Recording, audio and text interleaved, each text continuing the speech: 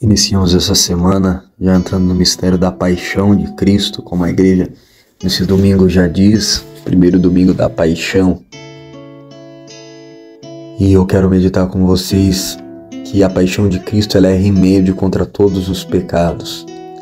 Então todos os males que contraímos pelo pecado, encontramos remédio na paixão de Cristo.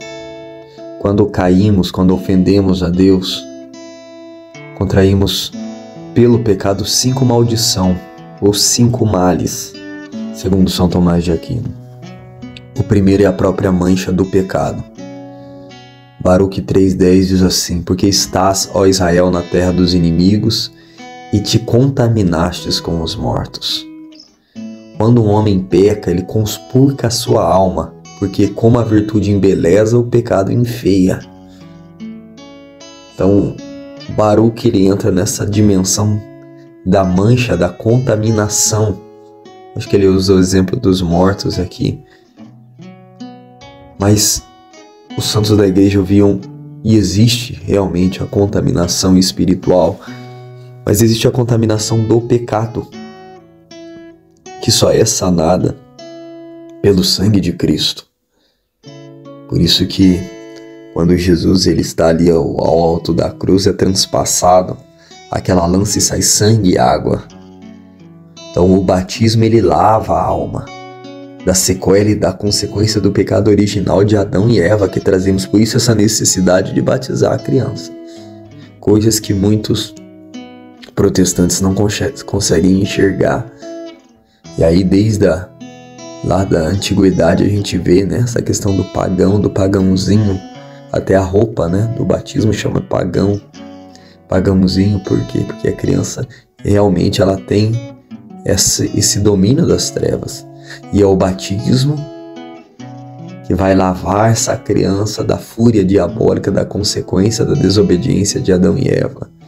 Vai regenerar a força daquela criança, daquele ser. Segundo ponto, que mal que contraímos pelo pecado é nos tornarmos objeto da aversão de Deus. Assim como quem é carnal ama a beleza da carne, do mesmo modo Deus ama a beleza espiritual, que é a beleza da alma. Agora existe uma consequência. Quando a alma se deixa contaminar pelo mal do pecado, Deus fica ofendido e odeia o pecador. Odeia o pecador, que é uma palavra forte. Sabedoria 14,9 diz assim: Deus odeia o ímpio e a sua impiedade. Deus odeia o ímpio e a sua impiedade. Por quê? Porque o ímpio, ele vira as costas para Deus. O ímpio, ele crucifica novamente a Cristo. O ímpio não consegue dar a Deus aquilo que é justo. E olhando para esse Deus que é misericórdia e pede tão pouco, o que Deus pede para nós? A vivência dos 10 mandamentos. O que você está fazendo de bem guardando os 10 mandamentos, não matando, não roubando, não desejando a mulher do próximo, não levantando falso testemunho? O que você está fazendo de bem? O que nós estamos fazendo de bem, de não matar? Não, você está sendo só a gente. Guardando domingos e festas, honrando pai e mãe. Ele não pede como mandamento e como lei que a gente venda os nossos bens, dê aos pobres e vivam a pobreza. Não, ele não pede isso. Ele não pede para você ficar 5, 6 horas em oração, de joelho, batendo a cabeça na parede. Não, ele pede coisas simples: guardar domingos e festas, a pessoa se retirar e ir na missa, evitar de trabalhos que tenham remuneração nesse dia, guardar realmente, dar a Deus a honra devida. Mas o ser humano ele não consegue. E aí ele não quer ser objeto de aversão de Deus. Mas a paixão de Cristo remove essas coisas, porque ela satisfez ao Pai ofendido pelo pecado, cuja satisfação não poderia vir do homem. A caridade e a obediência de Cristo foram maiores que o pecado e a desobediência do primeiro homem. Terceiro mal é a fraqueza.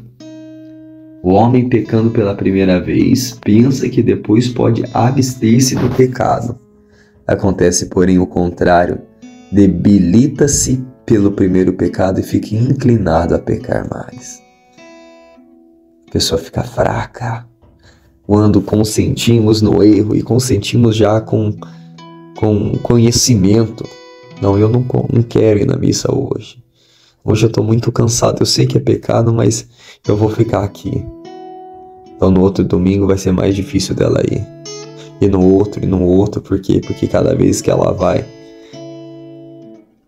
consentindo em ofender a Deus, ela vai ficando mais debilitada, mais corrompida. Isso começa com Adão lá atrás e vai vindo até nós. A inclinação para o pecado, ela vai aumentando. Aí vem Cristo, que vai diminuindo essa fraqueza e debilidade, ainda que não tenha totalmente apagado. É a força do Cristo, a força do sacramento, da confissão em especial, faz com que o homem nessa fraqueza. Às vezes você vê o povo hoje, né? Você vai domingo, segunda, terça, quarta, quinta, sexta, sábado na academia, malhando, cuidando do corpo e se preocupando em ganhar músculos, em emagrecer e tanta coisa para ficar bem fisicamente. As pessoas fazem esforços, sacrifícios. Nós vamos para a missa das 7 na catedral. A gente passa quantas academias abertas, quantas pessoas já saindo da academia. Vocês já estão saindo da academia 6h40, 10h07, que é o horário mais ou menos que a gente passa ali no centro. Qual o horário que essa pessoa já não estava ali, pagando um preço para cuidar do corpo. Agora a sua alma fraca, raquítica, sem força, morta, o corpo por fora forte, a alma por dentro morta, o corpo que vai virar pasto de vermes, forte, o corpo que vai ser comida de bactéria, forte, e a alma que vai viver eternamente, fraca, a alma que vai subir para um estado de glória perpétua ou para um estado de condenação perpétua, frágil. Meditemos sobre isso, meus irmãos. O quarto mal: a obrigação que temos de cumprir a pena do pecado. A justiça de Deus exige que o pecado seja punido, e a pena é a medida pela culpa. 1 Pedro 2,24: os nossos pecados Ele carregou no seu corpo. Cristo, pela sua paixão, livra-nos dessa pena, assumindo a Ele próprio. Como a culpa do pecado é infinita, porque ela vai contra o bem infinito que é Deus, cujo mandamento o pecador desprezou, também a pena devida ao pecado mortal é infinita. Então Jesus massacra isso no seu corpo. Só que se a pessoa não se aproxima disso, ela vai ter que pagar. E ainda que haja um arrependimento total e ela confesse os seus pecados, a sua culpa, como São Tomás trabalha aqui, a culpa é o pecado, a culpa é a matéria do fato consumado perante Deus. Eu confesso aquilo, pecado perdoado, pecado confessado, pecado perdoado, mas existe a pena devida àquele pecado, a consequência que ficou em mim, nos homens, na humanidade, na sociedade, na natureza, da minha ofensa a Deus. Então isso eu vou expiar, ou em vida, com sofrimentos, com orações, com caridade, com jejum, onde eu vou já aqui sanando a minha dívida perante Deus ou no purgatório. Quinto mal para concluir: contraído pelo pecado. Foi pelo pecado. O quinto mal contraído pelo pecado foi nos termos tornados exilados do reino do céu. É natural que aqueles que ofendem o rei sejam obrigados a sair da pátria. O homem afastado do paraíso por causa do pecado. Adão, imediatamente após o pecado, foi expulso do paraíso e sua porta lhe foi trancada. Mas Jesus, pela sua paixão, abriu aquela porta e novamente chamou os exilados para o reino de Deus.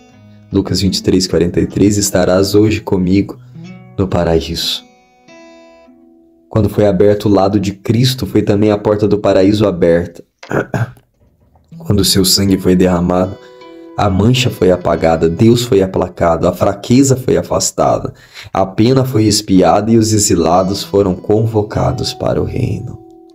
Ainda hoje estarás comigo no paraíso. Isso não foi dito a Adão, isso não foi dito a Abraão, nem a Davi. Foi dito hoje para o ladrão, isto é, que a porta foi aberta e o ladrão pediu e recebeu perdão. Hebreus 10:19, confiantes na entrada no santuário pelo sangue de Cristo. Essa é a confiança que temos, que a porta do céu ela foi aberta. Por isso, meu irmão, nos esforcemos nesse tempo quaresmal para tomarmos posse de uma vida nova e não ofendermos mais nosso Senhor.